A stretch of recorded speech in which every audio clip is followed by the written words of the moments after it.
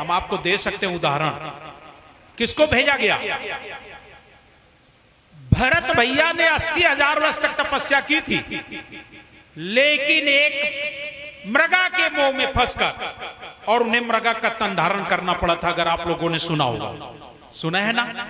80,000 वर्ष तक तपस्या की थी, लेकिन एक मृगा से मोह हो गया और हाय मृगा कह करके प्राण छोड़ दिए। आखिरकार उनको मृगा का तन धारण करना गिरा दिया ना, शेष से देत गिरा। इतना ही नहीं, और एक उदाहरण आपको देता हूं। एक उदाहरण ये कि 100 गांव में राजा नृग रोज दान करता था।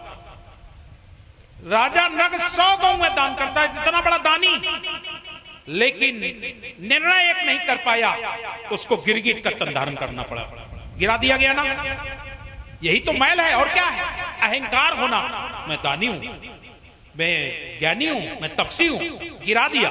और दूसरा, तप के तेज गए हरिधामा, तप के तेज गए हरिधामा, गुरु विहीन नहीं पायो विश्रामा, पलट जाओ गुरु करो से आना, तब आवा तुम पहियो विश्राम। उन्होंने इतना घमंड हो गया, मैं गुरु ही नहीं करूंगा, और गुरु ही नहीं किया, और तपस्या के प्रभाव से सुखदेव जी बैकुंठ के दरवाजे पहुंच गए, वहां से उन्हें वापस कर दिया गया। अब मेरी बात समझ में आ गई कि नहीं? कि साहब कबीर कहते हैं, बिना धुआए क्यों नहीं रीजे, और सेज से देत गिराई, दुल्हन अंगिया काहे न धुआई। अगर तुमने अपनी अंगिया को नहीं धुलाया तो समझ लो कि तुम्हें सेज से गिरा दिया जाएगा, वहां जाने के बाद भी तुम्हें गिरा दिया जाएगा। अपने साहब को देख करके भी तुम्हें काल यहीं भेज देगा। इसलिए साहब कबीर कहते हैं, सहज ही साहेब पाइए, सहज में साहब मिल जाएगा, सहज ही साहेब पाइए, जो मन निर्मल खोए। जिसका मन है मैलों से भरा, वो हरिगुण कैसे गाएगा, और जो अंधा चारों नैनों से, वो दर्शन कैसे पाएगा। जो खुद की खबर नहीं जिसको, औरों को क्या समझाएगा। इसलिए हमें अपने आप को सद्गुरु के चरणों में समर्पण करना है, करके और फिर साहब के ज्ञान को अपने जीवन में सार शब्द को धारण करना है, वो भी अपने आप को साफ करके, निर्मल करके। अगर निर्मल नहीं हो तो भी बात बिगड़ जाएगी, बिगड़ जाएगी।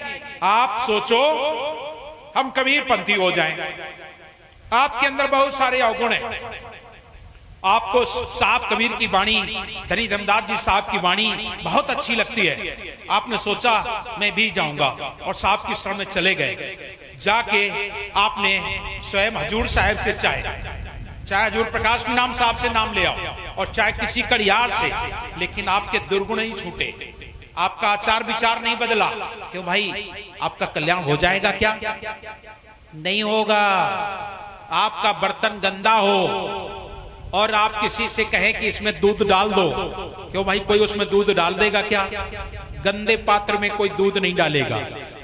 यही कहेगा कि भाई अपना पात्र साफ कर लो, लेकिन तुम जिद कर जाओ, नहीं आपको देना हो तो दे दो, इसी में डाल दो। अगर दूध उसमें डाल भी दिया जाएगा तो अच्छा बताओ, क्या उस दूध से दही बनेगा? और दही नहीं बनेगा तो फिर मक्खन निकलेगा, और मक्खन नहीं बनेगा तो क्या घी निकल आएगा? नहीं निकलेगा, क्योंकि गंदे पात्र में दूध पड़ा, मतलब दूध फट गया, दूध फट गया। बस ठीक इसी तरीके से आपका अगर ये गंदा है, आपका मन गंदा है, तन गंदा है, वाणी गंदी है, आपके विचार गंदे हैं, आप अपनी इंद्रियों को नहीं संभाल पाए, और उसमें सार शब्द अगर डलवा भी लो तो भी आपका उद्धार नहीं होगा। इसलिए अपनी चूनर को धुलवा डालो, अपनी अंगिया को धुलवा डालो। हमारे साहब धोबी बन करके आए हैं, गुरु धोबी शिष्य का पड़ा, गुरु धोबी शिष्य का पड़ा, साबुन सिरजनहार और सूरत शिला पर धोइए तो निकसे ज्योति अपार। लेकिन कैसे निकलेगी? साहब तो आगे और कुछ कह रहे हैं। क्या कह रहे हैं? मैं कई समझाऊं ये सब जगह अंधा, एक दुई होए उन्हें समझाऊं, सब पड़े हैं काल के फंदा। गहरी नदिया अगम बहे धरवा, खेवन हार के लग गए फंदा, मैं कई समझाऊं ये सब जग अंधा। फिर साहब बड़े सुंदर ढंग से क्या कह रहे हैं, उधर से अंधा आवता और इधर से अंधा जाए। एक अंधा व्यक्ति है, चलो सोचो, गहरी नदिया अगम बहे धरवा, खेवन हार के लग गए फंदा, अंधा है। और साहब कह रहे हैं घर की वस्तु नजर नहीं आवे, शब्द में आया है घर की वस्तु नजर नहीं आवे, दियना वार के ढूंढ रहे हो अंधा। वस्तु रखी घर में लेकिन अंधा है, दिखाई नहीं पड़ रहा है। घर की वस्तु नजर नहीं आवे, दियना वार के ढूंढ रहे अंधा। और दूसरे शब्द में इधर साहब कह रहे हैं उधर से अंधा होता इधर से अंधा जाए, और अंधे को अंधा मिले तो रास्ता कौन बताए।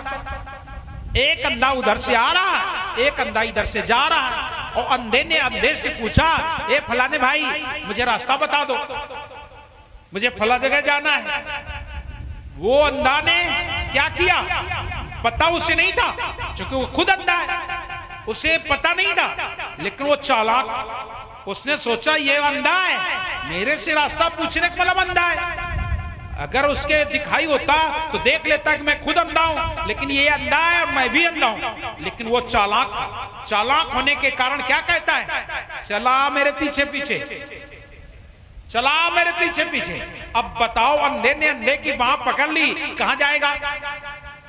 अरे जहां अंधा अपना खुद कुआं खाई में गिरेगा वहां उसको भी ले जाएगा कि नहीं। तो साहब कबीर कहते हैं उधर से अंधा होता इधर से अंधा जाए, अंधे को अंधा मिले तो रास्ता कौन बताए। बंदे को बंदा मिले कैसे हो निर्बंध, एक बंदा व्यक्ति उधर एक इधर, दोनों खंबे से बांध दो और चिल्लाए तुम मुझे खोल दो, तुम मुझे खोल दो, दोनों चिल्लाए, बोलो भाई खुल जाएगा क्या, खुलेगा नहीं, खुल सकता नहीं, खुल सकता। बंदे को बंदा मिले कैसे हो निर्बंध, और कर सेवा निर्बंध की तो पल में करे निर्धुंध।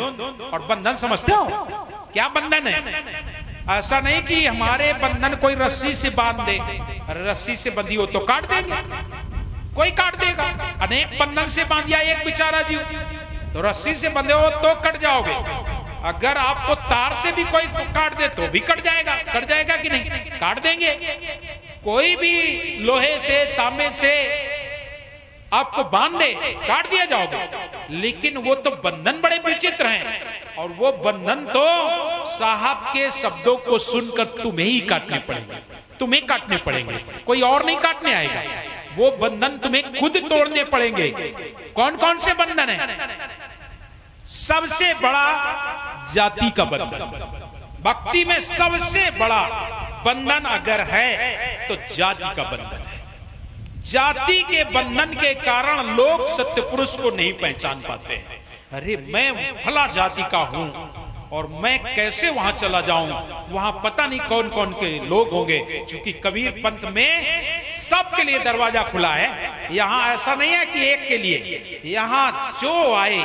साहब कबीर तो बता दिया ना आपको, कबीर खड़े बाजार में सबकी मांगे खैर,